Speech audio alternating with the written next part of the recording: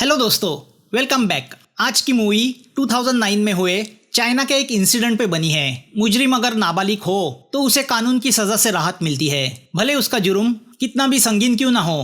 क्या ये इंसाफ है? तो चलो इस इमोशनल थ्रिलर मूवी का एक्सप्लेनेशन देखते हैं। चैंग और क्वीन दोनों बाप बेटी का अजीब रिश्ता है। चैंग क्वीन को अभी भी छोटी बच्ची की तरह ट्रीट करता है। हालांकि क्वीन अब 16 साल की हुई है। चैंग की वाइफ की यानी क्वीन की माँ की मौत हो चुकी है। चैंग के लिए उसकी लड़की ही सब कुछ है। छोटी छोटी बातों पे चैंग का सलाह देना क्वीन को इरिटेट करता है, मगर फिर भी वो अपने डैडी से बहुत प्यार करती है। यहाँ तक कि उसने अपने हाथ पे टैटू बनाया है जिस पे लिखा है my daddy hates my tattoo. Queen को क्या पहनना चाहिए इसका फैसला भी चैंग ही करता है। हर दिन वो क्वीन को कॉलेज में ड्रॉप करता है और शाम को पिकअप करने स्टेशन जाता है। एक दिन कॉलेज जाते हुए क्वीन अपने डैडी से कहती है कि वो एक छोटा सा पपी पालना चाहती है, मगर चैंग मना करता है क्योंकि वो जानता है उस पपी की देखभाल का काम आखिर उसी पे आने वाला है। हाँ ना करते हुए चैंग क्वीन को कॉलेज छोड़ता है और अपने जॉब पे चला जाता है। चैंग एक कंस्ट्रक्शन साइट पे काम करता है। शाम को कुछ काम आने की वजह से वो क्वीन को फोन करके कहता है कि आज वो उसे पिकअप करने नहीं आ सकता तो वो अकेली घर चली जाए। क्वीन सहेलियों के साथ टाइम पास करती है तो उसमें रात हो जाती है।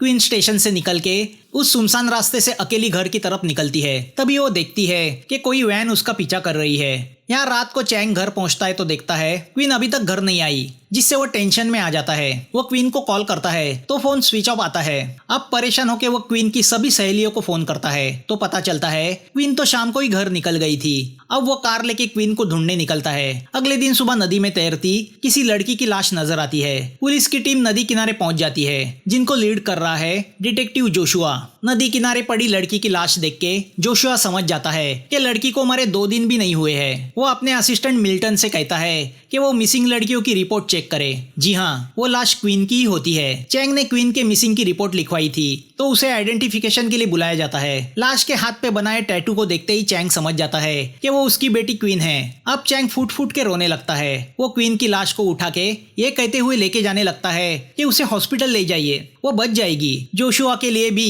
ये सिचुएशन आसान नहीं होती। वो चैंग से पूछता है कि क्या क्वीन का कोई बॉयफ्रेंड था। चैंग ना कहता है। जोशुआ उससे कहता है कि जैसे ही फॉरेंसिक की रिपोर्ट आएगी वो आगे की तहकीकात शुरू करेंगे। मिल्टन चैंग को भरोसा देता है कि वो जल्दी ही केस को सॉल्व करेंगे, जिस पर जोशुआ उस पे गुस्सा होता है कि कभी इस तरह के प्रॉमिस मत किया करो। सुबह होने के बावजूद चैंग पुलिस स्टेशन के सामने ही बैठा रहता है। फोरेंसिक डॉक्टर बताते हैं कि लड़की पे ब्रूटल तरीके से दुराचार किया गया है। इंटरनल इंजुरी भी हुई है। शरीर में 2 लोगों के सीमेन पाए गए हैं। क्वीन की बॉडी में मेथाम्फेटामिन नाम के ड्रग्स का ओवरडोज मिला है, जिससे उसकी मौत हुई है। क्लोरोफॉर्म के अंश भी मिले हैं, जिससे उसे बेहोश किया गया होगा। अब जोशुआ चैंग से मिलता है। चैंग उससे कहता है कि काश उस दिन मैं उसे पिकअप करने जाता तो आज वो जिंदा होती। वही मेरी जिंदगी थी, सब कुछ थी। जोशुआ दिलासा देने के सिवाय कुछ कर नहीं पाता। जोशुआ ये जान गया है कि क्वीन को कहीं और मारा गया है। मर्डरर चाहते थे कि बॉडी बहते हुए दूर तक जाए, मगर यहाँ पानी का ठहराव होने की वजह से वो यही किनारे पे आके रुकी। मर्डरर नौसिखे है। डर के मारे उन्होंने डेड बॉडी को पानी में डाल दिया, मतलब उनका क्रिमिनल रिकॉर्ड होने के चांसेस कम है। तो अब मेट्रो स्टेशन के बाहर के सीसीटीवी कैमरा चेक किए जाते हैं तो उन्हें एक व्हाइट वैन नजर आती है, जिसकी नंबर प्लेट को टेप लगा के छुपा दिया गया है। उन्हें वैन में एक लड़का नजर आता है। यहाँ उस लीशन नाम के लड़के को वैन धोते हुए अंदर पड़ा क्वीन का मोबाइल नजर आता है। तभी पुलिस तहकीकात करने वहां आती है। लीशन मोबाइल को जेब में डाल देता है। लीशन बहुत डरा हुआ है। उसे उस रात का वो इंसिडेंट याद आता है जब वो अपनी वैन में अपने 2 आवारा दोस्तों के साथ बैठा था। नशा किए हुए उसके उन दोस्तों की नजर स्टेशन से बाहर आती क्वीन पे पड़ी थी और उन्होंने उसे अपना शिकार बनाने का सोचा। वैन से उसका पीछा करके एक सुनसान गली में उन्होंने उसे दबोच लिया। क्लोरोफॉर्म से बेहोश करके उसे वैन में डाल दिया। लीशन डर के मारे सिर्फ देखता रहा। डरे हुए लीशन को अपने हाथों अनजाने में हुए अपराध का एहसास होता है। हालांकि क्वीन पे दुराचार करने में उसका कोई हिस्सा नहीं था। उसके 2 दोस्तों ने यानी यूनान और टियान ने क्वीन पे दुराचार किया था और उस दुराचार का वीडियो शूट किया था। यूनान और टियान लीशन को बुली करते आए हैं। टियान ने उसे धमकी दी थी कि अगर उसने इसके बारे में किसी को कुछ बताया तो वो भी उनके साथ जेल जाएगा। गुनेगारों को साथ देने वाला भी गुनेगार होता है। यहाँ चैंग को क्वीन के साथ बिताए वो लम्हे याद आते हैं जब उसने उस व्हाइट स्कर्ट के साथ क्वीन की फोटो निकाली थी। उसी व्हाइट स्कर्ट में उसकी लाश पाई गई थी और उसी फोटो को अब क्वीन के मेमोरियल पे लगाया जाने वाला था। मेट्रो स्टेशन देख के उसे याद आता है कि इसी स्टेशन पे वो क्वीन को पिकअप किया करता था। हर जगह बेटी की कोई ना कोई यादें बसी है, बस सिर्फ वो ही नहीं है। यहाँ लिशन टीवी पे न्यूज में देखता है कि क्वीन के मर्डर से उसके बेबस बाप की क्या हालत हो गई है। टीवी पे क्वीन के फोटो को देख के वो शॉक होता है, क्योंकि उसे अब तक पता ही नहीं था कि उस दिन वो जिस लड़की को उठा के लेके आए थे उसका मर्डर हुआ है। लिशन जान जाता है ये उसके दोस्तों की करतूत है। वो यूनान से उसके बारे में पूछता है तो उल्टा यूनान उसकी पिटाई करता है। टियान उससे कहता है कि वो अपना मुंह बंद रखे वरना उसकी भी वही हालत होगी। तो अब डिप्रेस लिशन क्वीन के फोन से चैंग को मैसेज करता है कि उसके लड़की की हत्या यूनान और टियान इन दोनों ने की है। वो चैंग को यूनान का एड्रेस भी मैसेज करता है। मैसेज में वो ये भी बताता है कि रूम की चाबी लैम्पशेड पे रखी है। मैसेज करने के बाद लिशन क्वीन के फोन को नदी में फेंक देता है। चैंग मैसेज देख के उस फोन पे कॉल करने की कोशिश करता है मगर फोन स्विच ऑफ आता है। तो अब वो मैसेज किए गए एड्रेस पे यानी यूनान के घर पहुंचता है और लैम्पशेड पे रखी हुई चाबी से दरवाजा खोल के अंदर जाता है। तभी यूनान घर आता है तो चैंग एक पिलर के पीछे छुप जाता है। चैंग को वहां पड़ी क्वीन की बैग दिखाई देती है। अब जब यूनान क्वीन के दुराचार का वीडियो प्ले करता है तो वो देख के चैंग इमोशनल होके बाहर आता है। उसे वहां देख के यूनान शॉक होता है। अब गुस्सा होके चैंग यूनान पे हमला करता है। दोनों में हाथापाई शुरू होती है। चैंग पे एक जुनून सा सवार है। वीडियो से आती बेबस क्वीन की डैडी की पुकार सुन के उसका खून खोल उठता है और वो यूनान का मर्डर कर देता है। फिर वो घर आके उस दिन क्वीन ने बचा के रखा हुआ आइसक्रीम रोते हुए उसकी याद में खाता है। जवान बेटी को खोए हुए बाप का दर्द कोई नहीं समझ सकता। पूरे घर में फैली क्वीन की यादें उसे चैन से बैठने नहीं देती। चैंग ने यूनान का फोन उठा लिया था तो अब उसी फोन पे टियान का मैसेज आता है कि वो शेपिंग टाउन जा रहा है। तो अब चैंग टियान की फोटो लेके शेपिंग टाउन की तरफ निकलता है। यहाँ पुलिस को यूनान की लाश मिलती है तो कंप्यूटर पे क्वीन के दुराचार का वीडियो दिखता है। चैंग के घर पे पुलिस को खून के दाग लगे कपड़े मिलते हैं, जिससे जोशुआ समझ जाता है कि यूनान का मर्डर चैंग ने किया है। चैंग का फोन भी स्विच ऑफ आता है। मिल्टन तो इस बात से हैरान है कि क्वीन के जिन मर्डरर का पता पुलिस नहीं लगा पाई उसका पता चैंग ने 2 दिन में कैसे लगा लिया। चैंग के लोकेशन से ये तो पता चलता है कि वो शहर छोड़ के जा चुका है। अब पुलिस यूनान के बारे में सब इंफॉर्मेशन निकालती है तो उन्हें पता चलता है कि उसका टियान नाम का खास दोस्त है और ये टियान पैसे वाले बाप का एकलौता लड़का है। यूनान और टियान दोनों की उम्र 18 से कम है, यानी दोनों जुवेनाइल लॉ के अंदर आते है। पुलिस को तहकीकात से पता चलता है कि इस टियान को लिशन के साथ देखा गया है। तो वीडियो पार्लर जाके जोशुआ लिशन को वहां से उठाता है, मगर अब टियान कहाँ है ये लिशन को भी पता नहीं। लिशन की हालत देख के जोशुआ जान जाता है कि टियान उसे बुली किया करता है, जिसका डर लिशन के दिमाग में बैठा है। जोशुआ लिशन को इमोशनली लेता है तो लिशन बताता है कि गैंगजी नाम के आदमी के साथ मिलके टियान गलत काम करता रहता है। दूसरी ओर चैंग उस शेपिंग टाउन पहुंचता है। उस बड़े टाउन में उसे टियान को ढूंढना है। वो वहाँ एक मोटेल में रूम लेता है। उस मोटेल को जिया नाम की लड़की चलाती है। यहाँ लिशन की हरकतों का पता उसके पेरेंट्स को भी चल चुका है तो उसका बाप उस पे बहुत गुस्सा होता है। लिशन उससे कहता है कि आपके इसी स्वभाव की वजह से मैं डरपोक बना। स्कूल में बाकी लड़के भी मुझे बुली करने लगे। डर ने मुझे कायर बनाया है। पुलिस को यूनान के घर के कंप्यूटर पे कुछ लड़कियों के एडल्ट वीडियो मिले हैं। उसमें से नीना नाम की लड़की कहीं बाहर गई है तो यूनिका नाम की लड़की ने सुसाइड की है। अब इस यूनिका के फादर को बुलाया जाता है। इस यूनिका पे भी क्वीन की तरह दुराचार किया गया था। तभी पुलिस स्टेशन में टियान के पेरेंट्स आते हैं। वो तो उल्टा टियान के गुण गाने लगते हैं। वो जोशुआ से कहते हैं कि टियान तो अभी नाबालिग है। मिल्टन उनसे कहता है कि हाँ, इतना नाबालिग है कि लड़कियों पे दुराचार कर सकता है, मगर टियान की माँ ये मानने को तैयार नहीं कि उसका लड़का ऐसा कुछ कर सकता है। टियान के फादर विक्टिम की लड़कियों के घर वालों को कॉम्पनसेशन देने की बात करते हैं तो जोशुआ अंदर से आग बबूला हो जाता है, मगर वो अपने आप पे कंट्रोल रखता है। पुलिस स्टेशन से बाहर निकलते वक्त यूनिका का फादर उन पे हमला करता है। जोशुआ उसे रोकता है। एक बेबस बाप से आखिर वो उम्मीद भी क्या करता। यूनिका का फादर चोई जोशुआ से कहता है कि जो लड़की इंजेक्शन की सुई से भी डरती थी उसमें बिल्डिंग से कूद के सुसाइड करने की मेंटेलिटी कैसे आई। क्वीन की केस को देख के जोशुआ को 15 साल पुराना एक केस याद आता है जिसमें कुछ नाबालिग बच्चों ने एक लड़की को दुराचार करके मार दिया था और वो इस बात को लेके कानून से बेखौफ थे कि वो तो नाबालिग है यानी जुवेनाइल है, उन्हें बहुत कम सजा होगी। किस तरफ समाज जा रहा है, बच्चे गुनेगार बनने लगे हैं। अपनी कम उम्रों को उन्होंने ढाल बनाया है। यहाँ शेपिंग में चैंग पूरे शहर में टियान का फोटो दिखा के उसे ढूंढने की कोशिश करता है, मगर उसके हाथ कामयाबी नहीं लगती। दूसरी ओर उस विक्टिम यूनिका का फादर चोई पुलिस से कहता है कि चैंग अपने मकसद में कामयाब हो, यही वो चाहता है। टियान को टॉर्चर करके मौत देनी चाहिए। पुलिस भी यही चाहती है, मगर ड्यूटी के हाथों मजबूर है। मोटेल में चैंग यूनान के घर से उठाया हुआ पेन ड्राइव देखता है जिसमें टियान के कुछ वीडियोस होते हैं। एक वीडियो में उसे गैरेज का नाम दिखता है जो शेपिंग टाउन में ही है। यहाँ जोशुआ को पता चलता है कि टियान का असली नाम मैकॉन है और उस नाम से उस पर कई क्राइम दर्ज है। जैसे कि चोरी, ड्रग डीलिंग और पॉर्न वीडियो मेकिंग। उसके फादर ने ही उसे कानून से बचाने के लिए उसका नाम मैकॉन से चेंज करके टियान किया।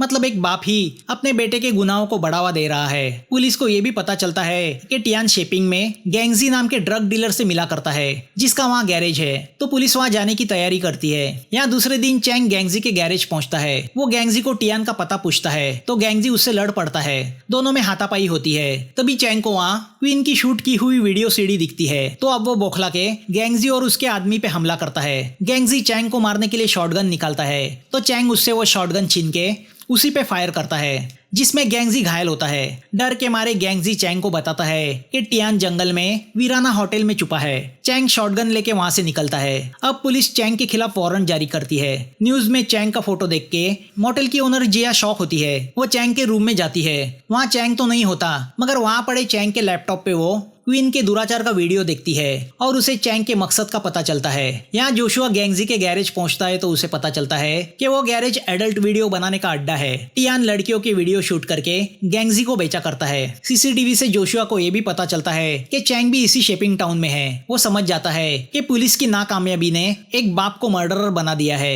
मोटेल पहुंचने पर चैंग को पता चलता है कि जिया उसके वहां आने के मकसद के बारे में जान चुकी है, मगर जिया उसे पुलिस से बचा के अपना इरादा जाहिर करती है कि वो जो कर रहा है सही कर रहा है। अब जिया चैंग को अपने सीक्रेट रूम में पनाह देती है ताकि पुलिस उस तक ना पहुंच पाए। जिया के बेटे की मौत हो चुकी है तो वो एक बाप के दर्द को समझती है। जिया उससे कहती है कि तुम्हारी बेटी भी यही चाहेगी कि उसके डैडी एक मर्डरर ना बने। गुनहगार को पकड़ना पुलिस का काम है, कानून हाथ में लेना हमारा काम नहीं। चैंग उससे कहता है कि अगर मेरी बेटी का कातिल पकड़ा भी गया तो क्या होगा, ज्यादा से ज्यादा उसे 15 साल की सजा होगी। उसके बाद बाहर आके वो आजाद घूमेगा, अपने किए हुए गुनाह को भूल जाएगा, मगर मरते दम तक मैं अपनी बेटी को नहीं भुला पाऊंगा। मर्डर के बदले मर्डर ही मेरे दिल को सुकून दे सकता है। यहाँ मिल्टन भी गैंगजी के यहाँ मिले वीडियोस को देख रहा होता है कि तभी उसे एक वीडियो में वीराना होटल दिखता है तो पुलिस वहाँ जाने का फैसला करती है। दूसरी ओर चैंग भी उस वीराना होटल के लोकेशन को जान लेता है जो जंगल के बीचों बीच है। दूसरे दिन वो वहाँ जाने निकलता है। पूरे टाउन में पुलिस घूम रही है तो अब जिया उसे अपने पिकअप ट्रक से उस वीराना होटल ले जाने के लिए तैयार होती है। पुलिस से बचते हुए वो टाउन के बाहर तो निकलती है, मगर रास्ते में लैंड स्लाइडिंग की वजह से रास्ता बंद है तो चैंग ट्रक से उतर के अकेला होटल की तरफ निकलता है। यहाँ जोशुआ भी अपनी पुलिस टीम के साथ उस वीराना होटल पहुंचता है जहाँ टियान तो नहीं होता, मगर उसे नीना मिलती है जिसके पेरेंट्स ने ये कहा था कि वो आउट ऑफ टाउन है। पुलिस को देख के डर के वो भागने की कोशिश करती है। नीना पूरी तरह खौफ में है। टियान उसके भी एडल्ट वीडियो शूट करता था। नीना पुलिस से कहती है टियान ने उसे धमकी दी है कि वो उसके वीडियो इंटरनेट पे अपलोड करेगा। तभी टियान होटल की तरफ आता है जिसका इंतजार चैंग कर रहा है। पुलिस भी टियान के मोटरसाइकिल की आवाज सुनती है और अलर्ट हो जाती है, मगर होटल में आने के पहले टियान नीना को कॉल लगाता है। नीना पुलिस को साथ देने के बजाय टियान से कहती है कि यहाँ पुलिस है, भाग जाओ। अब पुलिस टियान को पकड़ने भागती है तो टियान बाइक लेके भागने मुड़ता है। तभी ऊपर छुप के बैठा चैंग उस पर शॉटगन से फायर करता है। बुलेट बाइक पे लग जाती है। डरा हुआ टियान बाइक छोड़ के जंगल में भागता है तो चैंग उसका पीछा करता है। चैंग को देख के जोशुआ उसका पीछा करने लगता है। टियान छुप जाता है तो चैंग जोशुआ से बचते हुए एक वीरान वाटर पार्क पहुंचता है। जोशुआ ब्लैंक फायर करते हुए चैंग को रोकने की कोशिश करता है। चैंग उससे कहता है कि पुलिस मेरी मदद नहीं कर सकती, मेरा बदला मुझे ही पूरा करना होगा। उन हैवानों ने मुझसे मेरी बेटी को छीना है, मैं उनसे उनकी जिंदगी छीनूंगा। अगर तुम चाहो तो मुझे गोली मार सकते हो, मगर उसके पहले मुझे मेरी बेटी वापस करो। जोशुआ के सामने क्वीन की नदी में तैरती लाश आती है। वो इमोशनल होता है और गन नहीं चलाता तो चैंग वहां से भाग जाता है। अब चैंग अपनी बेटी की याद में फ्रस्ट्रेट होता है। वो अपना फोन ऑन करता है। मोबाइल पे क्वीन का आखिरी मैसेज देख के उसे रोना आता है। यहाँ पुलिस चैंग और टियान दोनों की तलाश में है। जोशुआ अभी इस मैटर से डिस्टर्ब हो चुका है। वो मिल्टन से कहता है कि 15 साल पहले मेरे सामने एक केस आया था। कुछ आवारा नाबालिग बच्चों ने एक लड़की को टॉर्चर करके मार दिया था। नाबालिग होने की वजह से उन्हें बहुत कम सजा हुई। आज सजा काट के वो दुनिया में इस तरह घूम रहे हैं मानो कुछ हुआ ही नहीं। वो सब कुछ भूल चुके हैं, मगर उस लड़की के माँ बाप के लिए जिंदगी अभी भी एक नरक बन चुकी है। ये इंसाफ नहीं है। नाबालिग होने का फायदा उन लड़कों को हुआ, मगर जुर्म तो संगीन ही था, तो ये भेदभाव क्यों? तभी यहाँ टियान लिशन को कॉल करके कहता है कि उसके पैसे खत्म हो चुके हैं, तो वो उसे कुछ पैसे लेके दूसरे दिन सुबह 8 बजे स्क्वायर स्टेशन बुलाता है। लिशन पुलिस की निगरानी में है तो वो ये बात जान लेती है। इस पूरे वाकया से लिशन मेंटल प्रेशर में आ जाता है। यहाँ चैंग सपने में देखता है कि वो घर आया है तो क्वीन घर में ही सही सलामत है और रोज की तरह उनकी नोकझोंक शुरू हुई है। काश के सपने सच होते। तभी चैंग को एक मैसेज आता है कि टियान 8 बजे स्क्वायर स्टेशन आने वाला है। दूसरे दिन पुलिस स्टेशन पे फील्डिंग लगाती है। लीशन भी उनके साथ है। टियान को आइडेंटिफाई करते ही उसे अपनी कैप निकालनी है जो पुलिस के लिए इशारा होगा। चैंग भी वहाँ पहुंच जाता है। टियान लीशन से मिलके उससे पैसे कलेक्ट करने जाता है, मगर लीशन को डिस्टर्ब देख के वो समझ जाता है कि वो अपने साथ पुलिस लेके आया है। तभी पुलिस टियान को घेर लेती है तो दूर से चैंग भी टियान को देख लेता है तो जोशुआ चैंग को देख लेता है। टियान पुलिस से बच के भागता है। पुलिस उसके पीछे भागती है तो जोशुआ टियान को छोड़ के चैंग के पीछे भागता है। टियान पुलिस से बचते हुए भागने लगता है तो चैंग शॉटगन निकाल के टियान की तरफ बढ़ता है और एक चौराहे पे वो उसे पकड़ ही लेता है। अब वो टियान को गन पॉइंट पे लेता है। उसके सर पे खून सवार है तो चारों तरफ से पुलिस उसे घेर लेती है और गन फेंकने बोलती है। चैंग टियान से कहता है, तुमने मेरी मासूम बेटी को मारा है, तुम्हें मरना होगा। टियान दया की भीख मांगने लगता है। जोशुआ चैंग को कंट्रोल करने की कोशिश करता है। वो उससे कहता है, इस गंदे लड़के के मर्डर में फांसी मत चढ़ो, अपने जीते जी इसे फांसी पे चढ़ते देखो। चैंग उससे कहता है, ऐसा कुछ नहीं होगा, यह हैवान 8-10 साल में जेल से छूटेगा, इसे अभी मारना ही इंसाफी होगी। टियान अपने किए की माफी मांगता है। चैंग उससे कहता है, हैवानों को माफ नहीं किया जाता, हैवान कभी इंसान नहीं बन सकते। इतना कह के वो टियान पे गोली चलाता है तो यहाँ पुलिस चैंग को शूट करती है। चैंग ने चलाई हुई गोली से टियान मरा नहीं, घायल हुआ है, मगर पुलिस ने चलाई हुई गोली से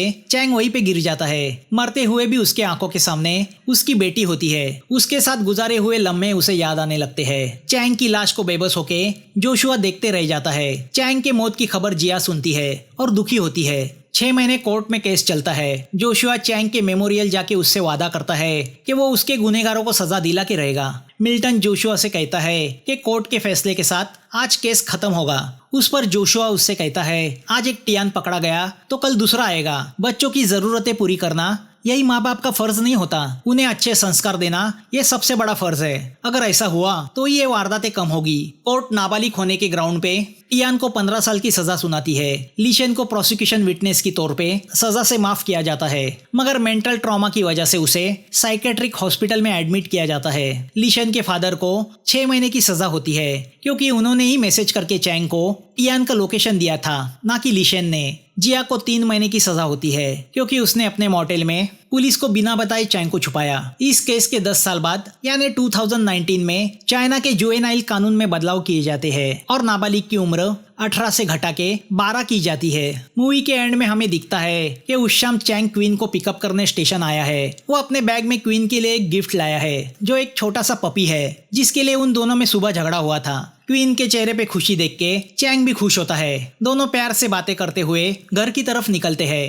काश के उस शाम ऐसा होता। मूवी यहाँ खत्म होती है। दोस्तों, रिक्वेस्ट करना चाहूंगा कि प्लीज चैनल को सब्सक्राइब करें, लाइक करें, उसी से तो हमारा हौसला बढ़ता है और मेहनत करने भी मजा आता है। तो थैंक्स फॉर वॉचिंग। फिर मिलेंगे नए वीडियो के साथ।